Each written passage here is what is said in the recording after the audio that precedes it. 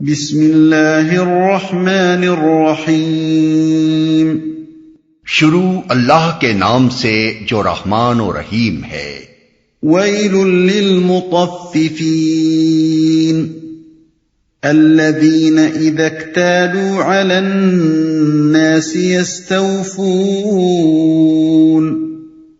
وَإِذَا كَالُوهُمْ أَوْ وَّزَنُوهُمْ يُخْسِرُونَ۔ تباہی ہے ڈنڈی مارنے والوں کے لیے جن کا حال یہ ہے کہ جب لوگوں سے لیتے ہیں تو پورا پورا لیتے ہیں، اور جب ان کو ناپ کر یا تول کر دیتے ہیں تو انہیں گھاٹا دیتے ہیں۔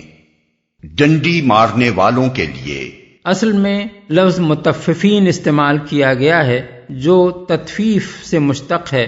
عربی زبان میں تفیف چھوٹی چیز اور حقیر چیز کے لیے بولتے ہیں، اور تطفیف کا لفظ اصطلاحاً ناپ تول میں چوری چھپے کمی کرنے کے لیے استعمال کیا جاتا ہے، کیونکہ یہ کام کرنے والا ناپ کر یا تول کر چیز دیتے ہوئے کوئی بڑی مقدار نہیں اڑاتا، بلکہ ہاتھ کی صفائی دکھا کر ہر خریدار کے حصے میں سے تھوڑا تھوڑا اڑاتا رہتا ہے، اور خریدار بیچارے کو کچھ پتہ نہیں چلتا کہ تاجر اسے کیا اور کتنا گھاٹا دے گیا ہے۔ گھاٹا دیتے ہیں۔ قرآن مجید میں جگہ جگہ ناپ تول میں کمی کرنے کی سخت مذمت اور صحیح ناپنے اور تولنے کی سخت تاکید کی گئی ہے۔ سورہ انعام میں فرمایا، انصاف کے ساتھ پورا ناپو اور تولو، ہم کسی شخص کو اس کی مقدرت سے زیادہ کا مکلف نہیں ٹھہراتے۔ آیت 152۔ سورہ بنی اسرائیل میں ارشاد ہوا، جب ناپو تو پورا ناپو اور صحیح ترازو سے تولو۔ آیت 35۔ سورہ رحمان میں تاکید کی گئی کہ تولنے میں زیادتی نہ کرو، ٹھیک ٹھیک انصاف کے ساتھ وزن کرو اور ترازو میں گھاٹا نہ دو۔ آیات 8 اور 9۔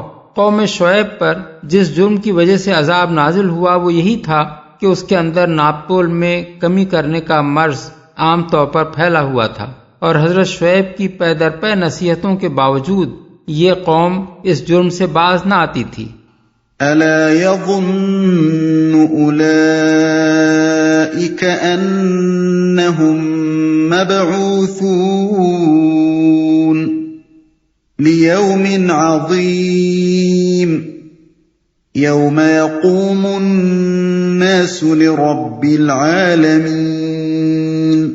کیا یہ لوگ نہیں سمجھتے کہ ایک بڑے دن یہ اٹھا کر لائے جانے والے ہیں، اس دن جبکہ سب لوگ رب العالمین کے سامنے کھڑے ہوں گے۔ ایک بڑے دن، روز قیامت کو بڑا دن اس بنا پر کہا گیا ہے کہ اس میں تمام انسانوں اور جنوں کا حساب خدا کی عدالت میں بیک وقت لیا جائے گا اور عذاب و ثواب کے اہم ترین فیصلے کیے جائیں گے۔ کلا ان کتاب الفجار لفی سجین وما ادراک ما سجین کتاب مرقوم ویل یومئذ للمکذبین الذین یکذبون بیوم الدین۔ ہرگز نہیں، یقیناً بدکاروں کا نامہ اعمال قید خانے کے دفتر میں ہے، اور تمہیں کیا معلوم کہ وہ قید خانے کا دفتر کیا ہے؟ ایک کتاب ہے لکھی ہوئی، تباہی ہے اس روز جھٹلانے والوں کے لیے جو روز جزا کو جھٹلاتے ہیں۔ ہرگز نہیں، یعنی ان لوگوں کا یہ گمان غلط ہے کہ دنیا میں ان جرائم کا ارتکاب کرنے کے بعد یہ یوں ہی چھوٹ جائیں گے اور کبھی ان کو اپنے خدا کے سامنے جواب دہی کے لیے حاضر نہ ہونا پڑے گا۔ دفتر میں ہے۔ اصل میں لفظ سجین استعمال ہوا ہے جو سجن یعنی جیل یا قید خانے سے ماخوذ ہے، اور آگے اس کی جو تشریح کی گئی ہے اس سے معلوم ہو جاتا ہے کہ اس سے مراد وہ رجسٹر ہے جس میں سزا کے مستحق لوگوں کے اعمال نامے درج کیے جا رہے ہیں۔ وَمَا يُكَذِّبُ بِهِ إِلَّا كُلُّ مُعْتَدٍ أَثِيمٍ إِذَا تُتْلَى عَلَيْهِ آيَاتُنَا قَالَ أَسَاطِيرُ الْأَوَّلِينَ۔ كلا بل ران على قلوبهم ما كانوا يكسبون. اور اسے نہیں جھٹلاتا مگر ہر وہ شخص جو حد سے گزر جانے والا بد عمل ہے. اسے جب ہماری آیات سنائی جاتی ہیں تو کہتا ہے یہ تو اگلے وقتوں کی کہانیاں ہیں. ہرگز نہیں، بلکہ دراصل ان لوگوں کے دلوں پر ان کے برے اعمال کا زنگ چڑھ گیا ہے.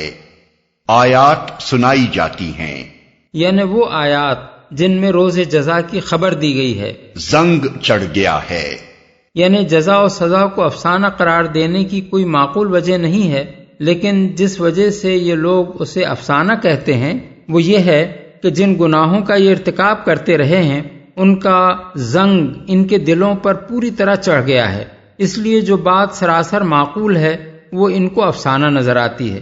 اس زنگ کی تشریح رسول اللہ صلی اللہ علیہ وسلم نے یوں فرمائی ہے کہ بندہ جب کوئی گناہ کرتا ہے تو اس کے دل پر ایک سیاہ نقطہ لگ جاتا ہے. اگر وہ توبہ کر لے تو وہ نقطہ صاف ہو جاتا ہے، لیکن اگر وہ گناہوں کا ارتکاب کرتا ہی چلا جائے تو پورے دل پر وہ چھا جاتا ہے. بحوالہ مسند احمد، ترمذی، نسائی، ابن ماجہ، ابن جریر، حاکم، ابن ابی حاتم، ابن حبان وغیرہ. كلا إنهم عن ربهم يومئذ لمحجوبون ثم إنهم لصال الجحيم ثم يقال هذا الذي كنتم به تكذبون. ہرگز نہیں، بالیقین اس روز یہ اپنے رب کی دید سے محروم رکھے جائیں گے، پھر یہ جہنم میں جا پڑیں گے، پھر ان سے کہا جائے گا کہ یہ وہی چیز ہے جسے تم جھٹلایا کرتے تھے. محروم رکھے جائیں گے یعنی دیدار الہی کا جو شرف نیک لوگوں کو نصیب ہوگا اس سے یہ لوگ محروم رہیں گے. كلا إن كتاب الأبرار لفي عليين وما أدراك ما عليون كتاب مرقوم يشهده المقربون. ہرگز نہیں، بے شک نیک آدمیوں کا نامہ اعمال بلند پایا لوگوں کے دفتر میں ہے، اور تمہیں کیا خبر کہ کیا ہے وہ بلند پایا لوگوں کا دفتر؟ ایک لکھی ہوئی کتاب ہے جس کی نگہداشت مقرب فرشتے کرتے ہیں. ہرگز نہیں، یعنی ان لوگوں کا یہ خیال غلط ہے کہ کوئی جزا و سزا واقع ہونے والی نہیں ہے. ان الابرار لفی نعیم على الارائك ينظرون تعرف في وجوههم نظرة النعیم. بے شک نیک لوگ بڑے مزے میں ہوں گے، اونچی مسندوں پر بیٹھے نظارے کر رہے ہوں گے، ان کے چہروں پر تم خوشحالی کی رونق محسوس کرو گے. یسقون من رحیق مختوم ختامه مسک وفی ذلك فلیتنافس المتنافسون. ان کو نفیس ترین سربند شراب پلائی جائے گی جس پر مشک کی مہر لگی ہوگی. جو لوگ دوسروں پر بازی لے جانا چاہتے ہوں وہ اس چیز کو حاصل کرنے میں بازی لے جانے کی کوشش کریں. مہر لگی ہوگی. اصل الفاظ ہیں ختامہ مسک. اس کا ایک مفہوم تو یہ ہے کہ جن برتنوں میں وہ شراب رکھی ہوگی ان پر مٹی یا موم کے بجائے مشک کی مہر ہوگی. اس مفہوم کے لحاظ سے آیت کا مطلب یہ ہے کہ یہ شراب کی ایک نفیس ترین قسم ہوگی جو نہروں میں بہنے والی شراب سے اشرف و اعلیٰ ہوگی، اور اسے جنت کے خدام مشک کی مہر لگے ہوئے برتنوں میں لا کر اہل جنت کو پلائیں گے. دوسرا مفہوم یہ بھی ہو سکتا ہے کہ وہ شراب جب پینے والوں کے حلق میں اترے گی تو آخر میں ان کو مشک کی خوشبو محسوس ہوگی، یہ کیفیت دنیا کی شرابوں کے بالکل برعکس ہے، جن کی بوتل کھلتے ہی بو کا ایک بھپکا ناک میں آتا ہے، پیتے ہوئے بھی ان کی بدبو محسوس ہوتی ہے، اور حلق سے جب وہ اترتی ہیں تو دماغ تک اس کی سڑان پہنچ جاتی ہے، جس کی وجہ سے بدمزگی کے آثار ان کے چہرے پر ظاہر ہوتے ہیں۔ وَمِزَاجُهُ مِن تَسْنِيمٍ عَيْنًا يَشْرَبُ بِهَا الْمُقَرَّبُونَ، اس شراب میں تسنیم کی آمیزش ہوگی، یہ ایک چشمہ ہے جس کے پانی کے ساتھ مقرب لوگ شراب پئیں گے۔ تسنیم کے معنی بلندی کے ہیں، اور کسی چشمے کو تسنیم کہنے کا مطلب یہ ہے کہ وہ بلندی سے بہتا ہوا نیچے آ رہا ہو۔ ان الذين اجرموا كانوا من الذين آمنوا يضحكون واذا مروا بهم يتغامزون واذا انقلبوا الى اهلهم انقلبوا فكهين وَإِذَا رَأَوْهُمْ قَالُوا إِنَّ هَٰؤُلَاءِ لَضَالُّونَ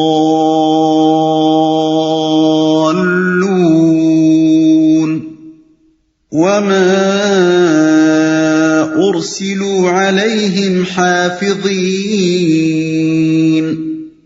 مجرم لوگ دنیا میں ایمان لانے والوں کا مذاق اڑاتے تھے، جب ان کے پاس سے گزرتے تو آنکھیں مار مار کر ان کی طرف اشارے کرتے تھے، اپنے گھروں کی طرف پلٹتے تو مزے لیتے ہوئے پلٹتے تھے، اور جب انہیں دیکھتے تو کہتے تھے کہ یہ بہکے ہوئے لوگ ہیں، حالانکہ وہ ان پر نگراں بنا کر نہیں بھیجے گئے تھے۔ پلٹتے تھے یعنی یہ سوچتے ہوئے پلٹتے تھے کہ آج تو مزہ آ گیا، میں نے فلاں مسلمان کا مذاق اڑا کر اور اس پر آوازیں اور پھپتیاں کس کر خوب لطف اٹھایا، اور لوگوں میں بھی اس کی اچھی گت بنی۔ بہکے ہوئے لوگ ہیں، یعنی ان کی عقل ماری گئی ہے، اپنے آپ کو دنیا کے فائدوں اور لذتوں سے صرف اس لیے محروم کر لیا ہے، اور ہر طرح کے خطرات اور مصائب صرف اس لیے مول لے لیے ہیں کہ محمد صلی اللہ علیہ وسلم نے انہیں آخرت اور جنت اور دوزخ کے چکر میں ڈال دیا ہے۔ جو کچھ حاضر ہے اسے اس موہوم امید پر چھوڑ رہے ہیں کہ موت کے بعد کسی جنت کے ملنے کا ان سے وعدہ کیا گیا ہے، اور جو تکلیفیں آج پہنچ رہی ہیں انہیں اس خیال خام کی بنا پر انگیز کر رہے ہیں کہ دوسری دنیا میں کوئی جہنم ہوگی جس کے عذاب سے انہیں ڈرایا گیا ہے۔ نگراں بنا کر نہیں بھیجے گئے تھے۔ اس مختصر سے فقرے میں ان مذاق اڑانے والوں کو بڑی سبق آموز تنبیہ کی گئی ہے۔ مطلب یہ ہے کہ بالفرض وہ سب کچھ غلط ہے جس پر مسلمان ایمان لائے ہیں، لیکن وہ تمہارا تو کچھ نہیں بگاڑ رہے ہیں۔ جس چیز کو انہوں نے حق سمجھا ہے اس کے مطابق وہ اپنی جگہ خود ہی ایک خاص اخلاقی رویہ اختیار کر رہے ہیں۔ اب کیا خدا نے تمہیں کوئی فوجدار بنا کر بھیجا ہے کہ جو تمہیں نہیں چھیڑ رہا ہے اس کو تم چھیڑو، اور جو تمہیں کوئی تکلیف نہیں دے رہا ہے اسے تم خامخواہ تکلیف دو۔ فَالْيَوْمَ الَّذِينَ آمَنُوا مِنَ الْكُفَّارِ يَضْحَكُونَ عَلَى الْأَرَائِكِ يَنظُرُونَ هَلْ ثُوِّبَ الْكُفَّارُ مَا كَانُوا يَفْعَلُونَ۔ آج ایمان لانے والے کفار پر ہنس رہے ہیں، مسندوں پر بیٹھے ہوئے ان کا حال دیکھ رہے ہیں، مل گیا نا کافروں کو ان حرکتوں کا ثواب جو وہ کیا کرتے تھے۔